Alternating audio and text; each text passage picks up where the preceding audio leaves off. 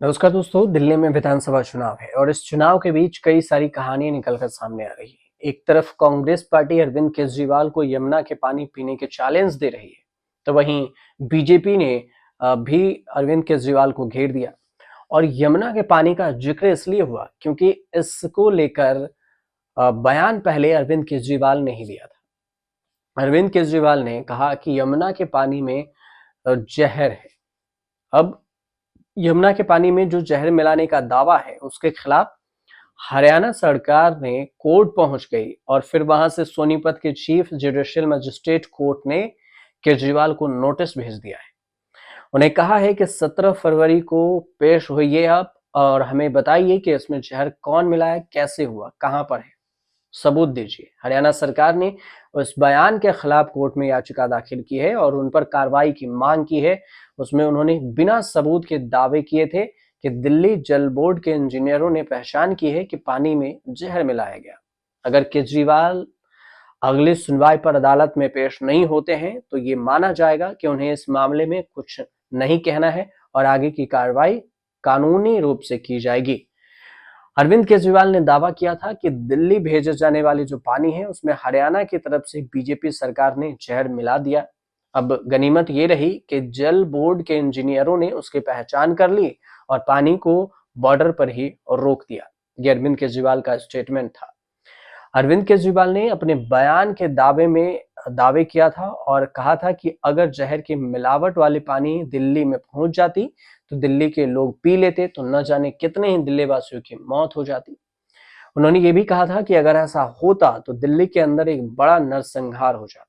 उन्होंने कहा था कि बीजेपी की सरकार जो कि पानी दिल्ली भेज रही थी, उनका ट्रीटमेंट प्लांट में सफाई नहीं हो पाता है और ये बड़ा हादसा हो जाता।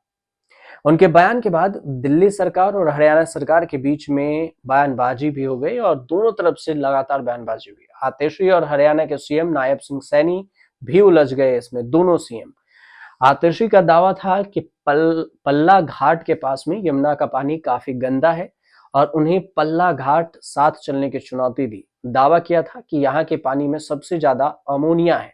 हालांकि सीएम नायब सिंह सैनी ने इसके जवाब में उन्हें कहा कि आम आदमी पार्टी ने के नेताओं के मन में ही जहर है। बाद में हरियाणा के सीएम नायब सिंह सैनी पल्ला गांव भी पहुंचे। वह अकेले यहां पर पहुंचे, यमुना के पानी का जायजा लिया और इस दौरान उन्होंने यमुना का पानी भी पिया और उसका वीडियो भी शेयर किया। ये बताने की कोशिश की कि यमुना का पानी वहां जहां पर बताया गया वो सही पानी है, वहां पर दिल्ली आगे प्रदूषित हो रही है। अब अरविंद केजरीवाल ने जिसे जहर बताया है वो जहरीला केमिकल है और उसे अमोनिया कहा जाता है। यमुना में अमोनिया की मात्रा बढ़ने से पानी में प्रदूषण की मात्रा बढ़ जाती है और अगर देखा जाए तो इससे जान जाने की खतरा तो नहीं होती है। लेकिन दिल्ली जल बोर्ड ने बताया कि यमुना में हर साल सर्दियों में अक्टूबर से फरवरी के बीच में अमोनिया की मात्रा बढ़ जाती है और ऐसा फैक्ट्रियों से जो दूषित पानी है और सीवेज से जो पानी आते हैं ट्रीट किए यमुना में गिराए जाते हैं, इसी की वजह से होता है। और सर्दियों में नदी की धारा में जो प्रवाह कम भी होने की वजह होती है, जो प्रदूषण हो जाता है और इससे अमोनिया की मात्रा बढ़ जाती है। अब दिल्ली प्रदूषण नियंत्रण कमेटी है डीपीसीसी, उसके मुताबिक दिल्ली क्षेत्र में यमुना के 122 नालों का गंदा पानी बहाया जाता है और इनमें से सबसे अधिक गंदगी नजफगढ़ नाले के जरिए डाली जाती है। ये नाला अकेले ही दिल्ली में यमुना के 80% पानी को प्रदूषित कर देती है।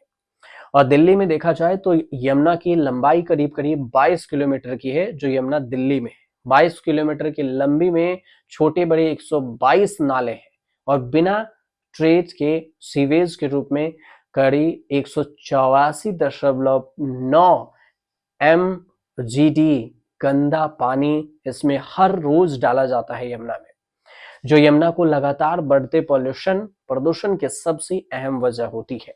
लेकिन इसी बीच में आम आदमी पार्टी और बीजेपी इस दोनों के बीच में हमलावर हो ही रहा था। कोर्ट से भी नोटिस भेजा गया कि इधर से राहुल गांधी भी कांग्रेस की तरफ से चैलेंज दे दिए कि अरविंद केजरीवाल यमुना के पानी के लेकर दावा कर रहे हैं कि उन्होंने किया था दावा कि हम साफ कर देंगे, अगर वो साफ कर दिए हैं तो आप साथ चलिए यमुना का पानी पीजिए। इस बात की चैलेंज हो गई है।